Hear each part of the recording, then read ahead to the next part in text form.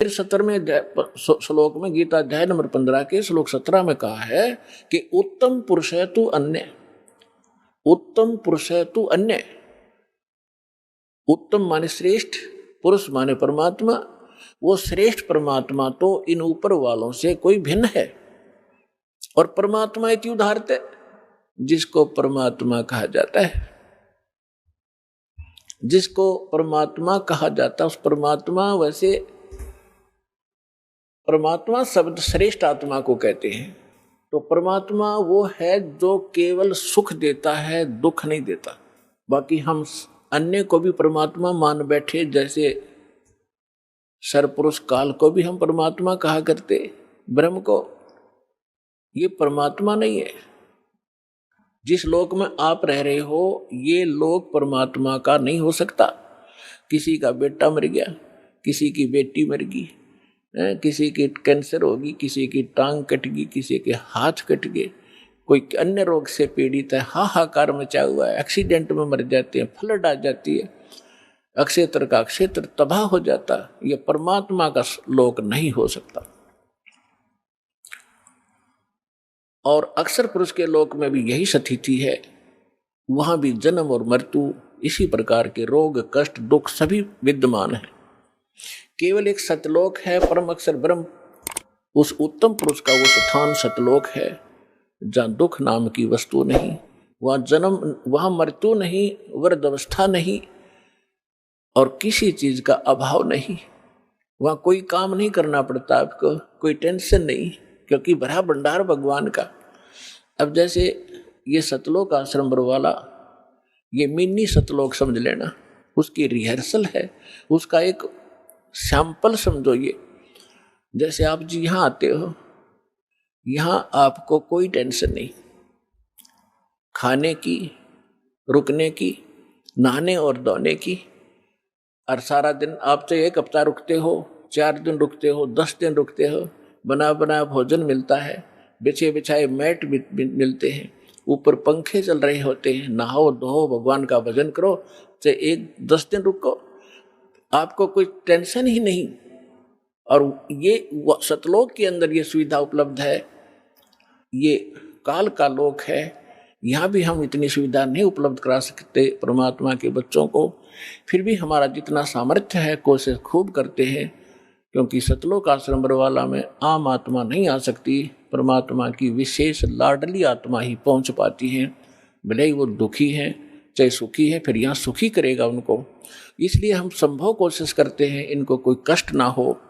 हम तो दास हैं उस परम पिता के, और आप उस भगवान के समर्थ के बच्चे, आपके लिए हम फिर भी संभव कोशिश करते हैं जितनी हमारा सामर्थ्य है कि किसी प्रकार का इनको कोई कष्ट ना हो। तो कहने का तात्पर्य है कि जितना समय आप यहाँ बिताओगे, ये आपका समय और ही तरह का होता है। यहाँ से जाते ही आप देखना, आश्रम से निकलते ही आपको कितनी टेंशन घेर लेती है, वो करना है, वो करना है, वहाँ जाना, उससे लेना, उससे देना, उसने ऐसे कर दिया। तो हम जब से सतलोक से निकले, हमारे साथ या बीमारी उसी समय चली गई हुई है। अब हमने वही जाना है जहाँ कोई अभाव नहीं, वहाँ फलदार सदाबहार वृक्ष हैं, सदाबहार मेवे हैं। जैसे जंगल में आपने देखा होगा शामक खड़ा रहता है, पहले पुराने समय में तो बहुत ज़्यादा फलदार वृक्ष होते थे। कहीं पर कुछ लग रहा है, कहीं पर कुछ फल लगे हुए हैं, खाओ तोड़ो खाओ बैठ के ठाट से।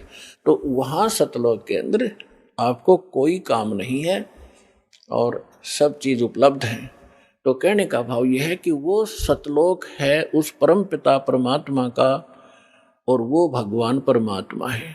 अब यहाँ बताया है, रमता राम जपोरे प्राणी, अब तो सुन ले राम कहानी। अब हम राम शब्द से कहाँ हम अपने दिमाग की सुई ले जाते थे। श्री रामचंद्र जी सन ऑफ राजा दशरथ, अयोध्या का राजा। हम जब राम शब्द हमारे हृदय में आता था, हमारे धर्म गुरुओं ने हमें ऐसा गलत फीड कर दिया था कि राम नाम आते ही वो धनुष बाण लिए हुए श्री रामचंद्र दिखाई देते थे। देखो, अब राम समझना हमने राम की डेफिनेशन समझनी है।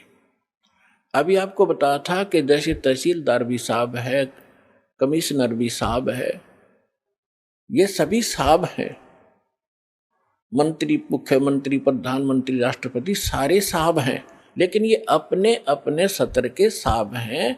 और इनमें जो समर्थ साहब है वो राष्ट्रपति, प्रधानमंत्री जी हैं। इसी प्रकार रामचंद्र जी ये श्री विष्णु समझो, सतोगुण विष्णु। और विष्णु जी की कितने राम हैं, कितने मालिक हैं, कितने पुरुष हैं, कितने प्रभु हैं, कितने देव हैं, ये केवल एक सतोगुण प्रधान परमात्मा, सतोगुण प्रधान भगवान राम है ये।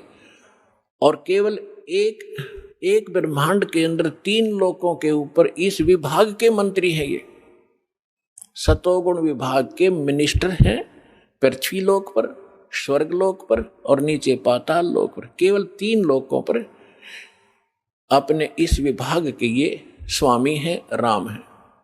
ब्रह्मा जी रजोगुण विभाग के मंत्री हैं, मिनिस्टर हैं, और ये भी इन्हीं 3 लोकों के ऊपर स्वामी हैं, राम हैं, मालिक हैं, पुरुष हैं, प्रभु हैं। और शंकर भगवान तमोगुण विभाग के मिनिस्टर हैं। इसी प्रकार इन 3 लोकों पर इनके जो पिता हैं सरपुरुष ब्रह्म ज्योत स्वरूपी निरंजन, ये इसके 21 ब्रह्मांड हैं। एक ब्रह्मांड समझो एक प्रांत है,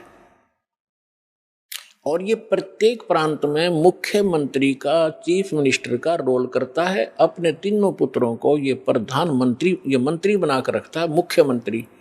मुख्य मीन यहाँ वाला मुख्यमंत्री नहीं, यानी अन्य से जैसे देव और भी हैं, जैसे जल का देवता वरुण है और धन का देवता कुबेर है, ऐसे ये अलग अलग जो और देवता हैं, जैसे सूर्य प्रकाश स्रोत का देवता भगवान प्रभु सूर्य है। सूर्य ये आग का गोला नहीं है, एक देव है जो इन प्रकाश स्रोतों का स्वामी है। जैसे बिजली मंत्री होता है, बिजली मंत्री, विद्युत मंत्री वो कोई पत्थर का नहीं होता, या कोई वो बिजली चमकती हुई नहीं होता, वो एक इंसान होता है, उसके कंट्रोल में बिजली विभाग होता है। इसी प्रकार सूर्य देव ये नहीं है जो सूर्य चमक रहा है, इनके ऊपर कंट्रोलर है सभी सूर्यों पर। इस ब्रह्मांड के अंदर भी कई सूर्य हैं, एक नहीं। और ऐसे ऐसे बहुत से और भी प्रकाश स्रोत हैं चंद्रमा की तरह, तो उन सब का कंट्रोलर वो है। ऐसे तो कहने का भाव ये है कि ये केवल 21 ब्रह्मांड का स्वामी है सरपुरुष, और अक्षर पुरुष 21 ब्रह्मांड, 7 संग ब्रह्मांड का राम है, 7 संग ब्रह्मांड का स्वामी है, मालिक है। और परम अक्षर ब्रह्म, पूर्ण परमात्मा, उत्तम पुरुष है तू अन्य, वो कबीर देव जो है परम अक्षर ब्रह्म, वो असंख्य ब्रह्मांड का राम है, मालिक है, स्वामी है। तो अब क्या बताते हैं, रमता राम जपो रे प्राणी, अब तो सुन ले राम कहानी। कच्छ मच्छ कूरम ना होते, धौल धरनी नहीं ध्यानी। चंद सूरज 2 दीपक ना थे पवन और पानी।